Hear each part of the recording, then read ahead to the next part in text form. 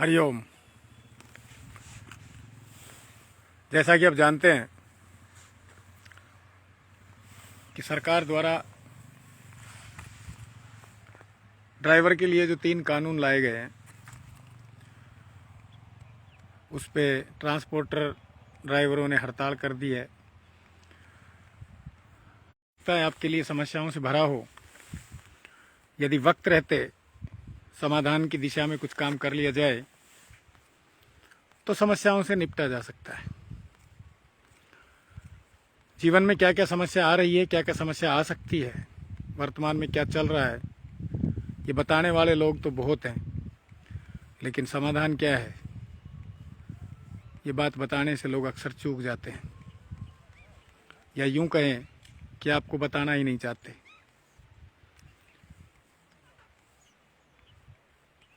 पूरे 2-3 दिन से एक नूरा कुश्ती हो रही है, तो इस नूरा कुश्ती की पृष्ठभूमि आज से नहीं रची गई।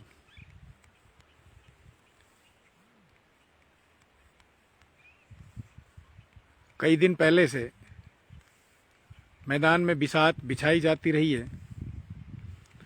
आज तो केवल चालें चली जा रही है।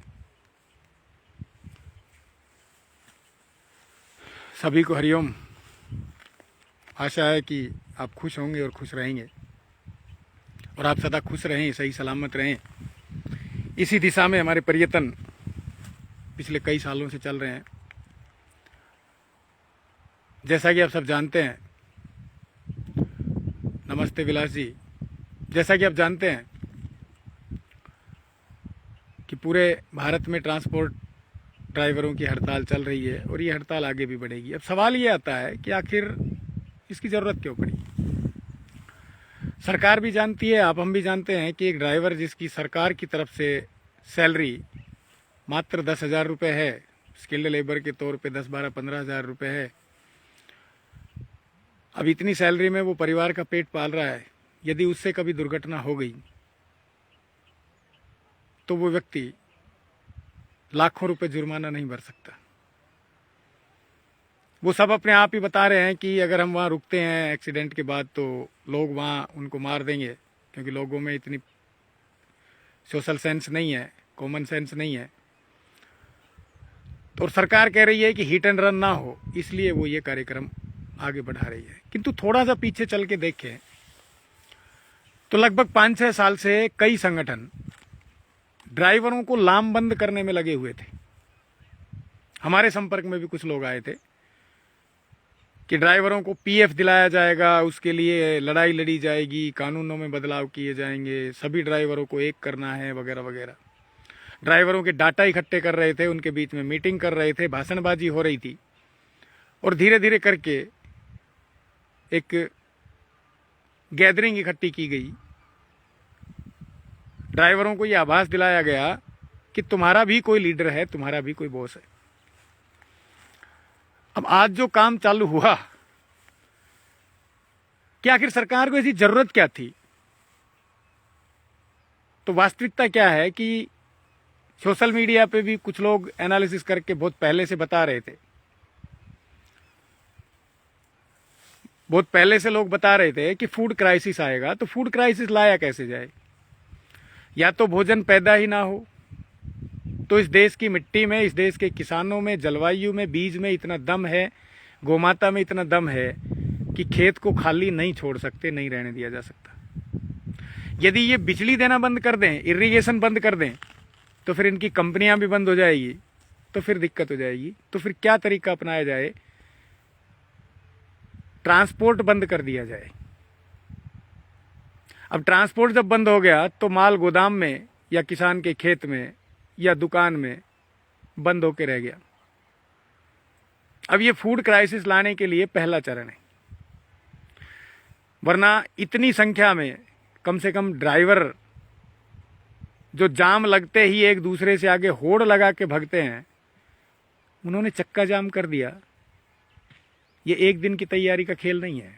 ऐसा नहीं है कि सोशल मीडिया पे बातें चली और लोगों ने मानना चालू कर दिया, क्योंकि सोशल मीडिया पे तो बहुत से वीडियो भी आए थे कि एक आरटीए रोड पर रिश्वत मांग रहा है, और सोशल मीडिया पे लोगों ने वीडियो डाले तो एक ट्रक के ड्राइवर के पीड़ित होने पे दूसरा कोई नहीं रुका, क्योंकि होड़ वहां भी बहुत ज्यादा है, बहुत कंपटीशन है। तो आखिर वो कंपटीशन छोड़ के ये सब कोऑपरेशन कैसे हो गया, उसके पीछे बहुत लंबा खेल है। और उस खेल का पटापेक्ष क्या होगा, 2 दिन के भीतर ही भीतर आप अपने चारों तरफ देखिए, महंगाई की सुगबुगाहट शुरू हो गई है। पेट्रोल पंपों पे लाइन लगनी शुरू हो गई है, तेल कम आ रहा है, आपूर्ति कम हो रही है। यानी एक तरह से ये आपको अपने घर में कैद करने के लॉकडाउन का एक अगला नया तरीका है। घर से बाहर आप निकल नहीं सकते, डीजल पेट्रोल आपको मिलेगा नहीं, गाड़ियां चलेंगी नहीं, क्योंकि राजस्थान की खबर आई थी कि केवल प्राइवेट ही नहीं, सरकारी रोडवेज डिपार्टमेंट भी, उसके ड्राइवर भी हड़ताल पे चले गए। अब सोचिए, जैसे ही ये पूरे ट्रांसपोर्ट वाले ड्राइवर, कल को 3 व्हीलर 4 व्हीलर वाले ड्राइवर भी हड़ताल पे जाएंगे, पेट्रोल पंपों के टैंकर के ड्राइवर भी हड़ताल पे जाएंगे, तो ये जितने भी लोग जो शहर में अब तक ये सोच रहे थे कि बिना पैसे के क्या हो सकता है, हम अपने दम पे कैसे जी सकते हैं, हम परिवार के साथ कैसे छोड़ के कहीं कुछ कर सकते हैं, हम खेती कैसे कर सकते हैं, हमारी प्रॉपर्टी, हमारी नौकरी, हमारा कैरियर, हमारा रुपया, ये सब बर्बाद हो जाएगा। तो अब सोच कर देखिए कि कल को अगर ये हड़ताल मात्र 2 महीने चल गई, तो पेट्रोल पंप पे तेल नहीं है, और पेट्रोल पंप पे यदि तेल नहीं है तो ना तो आप घर से बाहर निकल सकते हैं, और ना ही आपके घर के सामने कोई वस्तु बेचने वाला आ सकता है। क्या खाएंगे, कैसे पालेंगे परिवार को? अगर बाहर निकलेंगे तो धारा 144 लग जाएगी, क्योंकि केवल कानून यही बदली नहीं किया गया कि ड्राइवर यदि हिट एंड रन करके भागता है तो 7 लाख जुर्माना और 10 साल की सजा है। उसके साथ साथ राष्ट्रीय संपत्ति को नुकसान पहुंचाना या पहुंचाने की मंशा रखना राजद्रोह भी हो गया है। ये कानून आपको किसी ने नहीं बताया होगा। अब जैसे ही कल को घर में घुसे हुए लोग जब काम पे जा नहीं पा रहे हैं, पैसा मिल नहीं रहा है, बाजार में सामान नहीं मिल रहा है, तो फिर क्या होगा? घर से बाहर निकल के आंदोलन की बात करेंगे। फिर कोई बीच में आएगा, वो भीड़ को उग्र करने की भी कोशिश करेगा, और फिर उग्र भीड़ कहीं ना कहीं कुछ तोड़फोड़ भी करेगी। अब जैसे ही तोड़फोड़ की गई तो सरकारी संपत्ति को नुकसान पहुंचाने या नुकसान पहुंचाने की मंशा से शूट एट साइट भी हो सकता है, क्योंकि राजद्रोही को गोली मारने में सरकार को तो कोई दिक्कत नहीं है। तो अब आप ये सोचिए, आप सुरक्षित हैं कि नहीं है। यदि आप सुरक्षित हैं तो सुरक्षित रहिए, जिनको ये लगता है कि सुरक्षित नहीं है तो उसके लिए हम हर जगह एक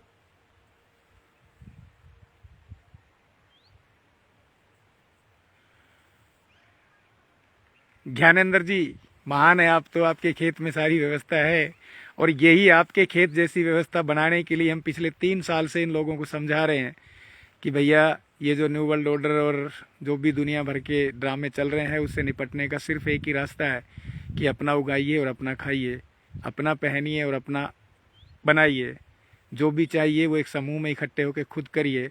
लेकिन किसी की पत्नी नहीं मान रही थी, किसी के बच्चे नहीं मान रहे थे, किसी के माँ बाप नहीं मान रहे थे, किसी का पति नहीं मान रहा था।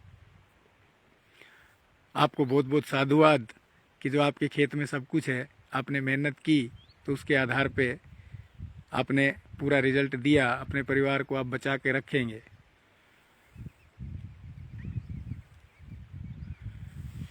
लेकिन आप किसान हैं, और आप जैसे बहुत से किसान हैं जिनके पास ये सब कुछ है, लेकिन जितने लोग भी शहर में बैठ के किसान की फसल की कम से कम कीमत देख के अपने आप को करोड़पति दिखाने की कोशिश कर रहे थे, अब ये वीडियो केवल उनके लिए है, क्योंकि किसानों के ऊपर भी एक फ़र्क पड़ेगा कि जो किसान खेती के लिए ट्रैक्टर का इस्तेमाल करते हैं, और अगर ये हड़ताल लंबी चल गई, डीजल अगर 4-6 महीने तक ये हड़ताल चल गई और सरकार किसान कानून की तरह अड़ेगी, तो फिर डीजल मिलेगा नहीं, और जब डीजल नहीं मिलेगा तो किसान की फसल हार्वेस्ट भी नहीं होगी, थ्रेसिंग भी नहीं होगी, मजदूर भी एक जगह से दूसरी जगह नहीं पहुंच पाएंगे और फिर मंडी भी नहीं जाएगी। ये समस्या भी आगे आएगी। अब इसका केवल एक ही समाधान है। कुछ लोग गाय को, गोमाता को राष्ट्रमाता बनाने की बात कह रहे हैं, जिससे जितना पर्यटन हो रहा है वो पर्यटन भी कर रहे हैं। अब हम इस पे जमीनी स्तर पे एक नए प्रकल्प के साथ काम करने की सोच रहे हैं। जिसको लगता है कि उनका जीवन सुरक्षित रहे तो या तो वो खेत में आके खेती करिए, वरना कम से कम एक ऐसे किसान को, एक ऐसे संगठन को पालिए और उन्हें पूजिए कि जो आपके लिए भोजन की पूरे साल की व्यवस्था कर सके, क्वालिटी की गारंटी भी दे सके। गाय को राष्ट्रमाता नहीं, समाज की माता और अपनी माता बनाने के लिए हम गौशाला और गौशाला के साथ अनिवार्य रूप से जैविक कृषि कि जितनी गौमाताएं रहे उनके गोबर से सारी ज़मीन में खेती हो सके, या यूं कहे कि अगर 200 एकड़ में खेती करनी है तो उसके लिए कम से कम 50 गौमाता रखी जाए, उनका दूध पिया जाए, घी खाया जाए और उन्हीं के गोबर और गौमूत्र से खेत में खेती भी की जाए। और जैविक के नाम पे मार्केट में जो लूट चल रही है, उस लूट को मिटाने के लिए उस अनाज को भी सच्चे और अच्छे चरित्रवान लोगों को केवल रासायनिक की कीमत पर ही उपलब्ध करवाया जाए। तब गाय भी घर में आएगी और खेती के लिए ट्रैक्टर की बजाय केवल बैल का ही प्रयोग किया जाए। जितना जल्दी आप खेत में उतरते हैं, जितना जल्दी आप बैल से खेत जोतना और कृषि कार्य करना चालू करते हैं, डीजल को, ट्रैक्टर को पीछे छोड़ते हैं, उतनी ही जल्दी आपके जीवन बचने की और आपके समृद्ध होने की संभावनाएं बढ़ जाएगी। क्योंकि फॉसिल फ्यूल 2025 तक बंद करना है, तो ये 2024 का जो साल चल रहा है, ये न्यू वर्ल्ड ऑर्डर के उस एजेंडे को स्टेब्लिश करने के लिए है कि 2025 तक जमीन से निकला हुआ ईंधन अब नहीं चलेगा। अब वो बड़ी सोची समझी राजनीति और रणनीति के तहत, क्योंकि सबसे मूल कड़ी ट्रांसपोर्ट की ड्राइवर है, टारगेट ड्राइवर को बनाया गया कि 10 साल की सजा होगी, 7 लाख तक जुर्माना होगा। अगर सीधा सीधा एक्सीडेंट के लिए कह देते तो दिक्कत ज़्यादा हो जाती, इसलिए हिट एंड रन का नाम लिया गया, ताकि ड्राइवर को डरा के उसे किसी भी तरह से आक्रोशित करके गाड़ी छोड़ के घर में बिठा दिया जाए। अब वो चाहे खेती करे या कहीं और मजदूरी करे, जब वो गाड़ी नहीं चलाएगा, जब पेट्रोल पंप के टैंकर ट्रांसपोर्ट में नहीं चलेंगे, तो फॉसिल फ्यूल का यूज सर्वोत्तम सबसे पहले इस जरिए से कम होगा। तो अब ये जो फॉसिल फ्यूल कम करने की तैयारी चल रही है, उसमें आपका हर किसी का जीवन एक नए आयाम की तरफ बढ़ रहा है। निर्णय आपको लेना है कि हमारे साथ जुड़ के जैविक खेती करते हैं, गाय पालते हैं, दूध पीते हैं और रासायनिक की कीमत पर ही उसे बेचते हैं।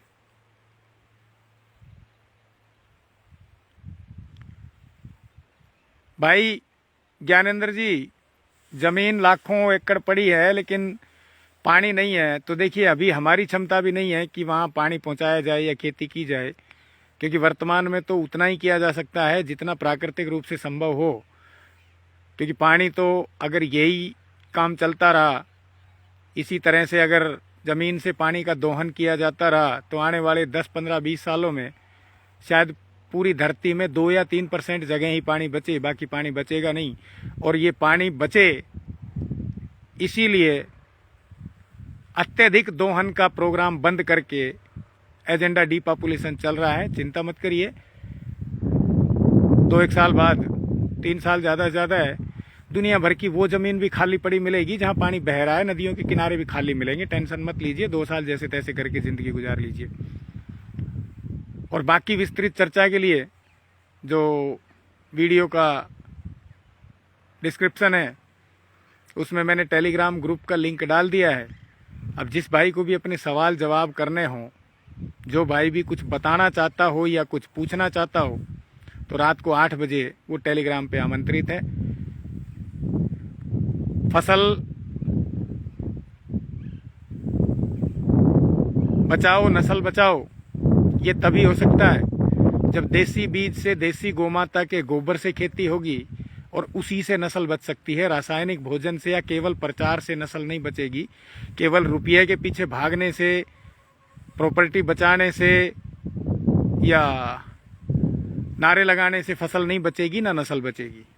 गोमाता राष्ट्रमाता करने की कोई ज़रूरत नहीं है, क्योंकि सरकार जनता से है, ना कि जनता सरकार से है।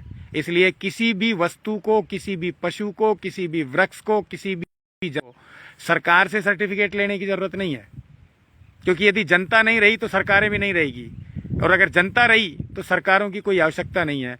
यदि जनता किसी चीज़ को मान ले तो वो राष्ट्रीय हो या ना हो, सामाजिक जरूर हो जाती है। अब गाय को सामाजिक रूप से जीवनदायिनी बनाने के लिए, उसे माँ का दर्जा देने के लिए किसी सरकार के पैर पकड़ने की या सरकार की परमिशन की या सर्टिफिकेट की ठप्पे की ज़रूरत नहीं है। केवल उस गाय को अपने घर में अपनी आवश्यकता के लिए पालना चालू कर दे, ये सबसे बड़ा धर्म है। और यही धर्म निभाने के लिए हम गो आधारित जैविक खेती समाज के लिए करना चाहते हैं, जिसमें प्रोडक्ट न्यूनतम कीमत पे बिके और सहयोगियों को इतना लाभ दिया जाए कि उन्हें किसी मल्टीनेशनल कंपनी में जाके गुलामी करने की, जहर पैदा करने की और जहर में रहने की ज़रूरत ना पड़े। इसी के साथ अगर हिंदू राष्ट्र बनाना है तो जो परिभाषा हमें आज तक दिखाई गई है, हिंदू राष्ट्र क्या होता है, सनातन राष्ट्र क्या होता है, वैदिक राष्ट्र क्या होता है, यदि वो बनाना है तो बिना जैविक भोजन, बिना गोमाता के दूध, बिना खेत में बैल चले ना कोई हिंदू राष्ट्र बन सकता है और ना ही कोई वैदिक राष्ट्र विश्वगुरु बन सकता है। जब तक एलोपैथी की जगह आयुर्वेद स्थापित नहीं होगा तब तक इस दुनिया में किसी समस्या का कोई समाधान नहीं है, किसी बीमारी का कोई इलाज नहीं है। तो यदि हिंदू राष्ट्र बनाना है तो हिंदू राष्ट्र बनाने के लिए भी तय करना पड़ेगा कि उसमें गाय की क्या जगह है, उसमें प्रकृति की क्या जगह है, उसमें जल की क्या जगह है, उसमें वायुमंडल का क्या स्थान है, उसकी गुणवत्ता का क्या स्थान है। और यही सब तय करने के लिए, इसको सुनिश्चित करने के लिए अब हम आगे बढ़ रहे हैं, जिसमें एक राम जी के द्वारा किए गए कार्य और कृष्ण जी के द्वारा स्थापित किया गया तंत्र, उसको स्थापित करने के लिए जय राम राज्य तय राम राज्य। राम मंदिर बनाने की आवश्यकता चाहे हो या ना हो, किंतु राम बनने की आवश्यकता हर हालत में है। और जिस दिन ज़्यादा से ज़्यादा राम बन गए उस दिन राम के तस्वीर को या राम मंदिर को याद करने की ज़रूरत नहीं होगी, क्योंकि राम कभी राम मंदिर को नहीं पूजता। राम की औलाद कभी उनके चिन्हों को नहीं पूजती, बल्कि वो उनके पद चिन्हों पर चलने की चेष्टा करती है। इसलिए राम बनिए, कृष्ण बनिए, फिर मंदिर बनाने की या उनमें पूजा करके सरकार को और पुजारियों को मजबूत करने की आवश्यकता नहीं होगी। इस ढोंग में अपना जीवन बर्बाद करने की आवश्यकता नहीं होगी। जब कर्म करेंगे तो खुद आप अपने अंदर राम को पाएंगे। इसलिए राम को अपने अंदर बसाइए, ताकि आपके कर्मों में राम हो, आपके विचारों में राम हो, आपके क्रोध में राम हो, आपके प्रेम में राम हो, आपके समर्पण में राम हो। केवल राम मंदिर बनाने से या कृष्ण मंदिर बनाने से कोई हल नहीं होगा। ना गाय कटना बचेगी और ना ही गाय को गाय की जगह मिलेगी। तो इसलिए अब कृष्ण बनिए और बलराम बनिए, या तो गाय चराइए या फिर बैल चलाइए। इसके अतिरिक्त कोई समाधान नहीं है, वरना कभी कोई हड़ताल तुम्हें मारेगी, कभी कोई हड़ताल तुम्हें मारेगी। इसी के साथ सभी सुखी रहें, ये आशीर्वाद है। हरिओम।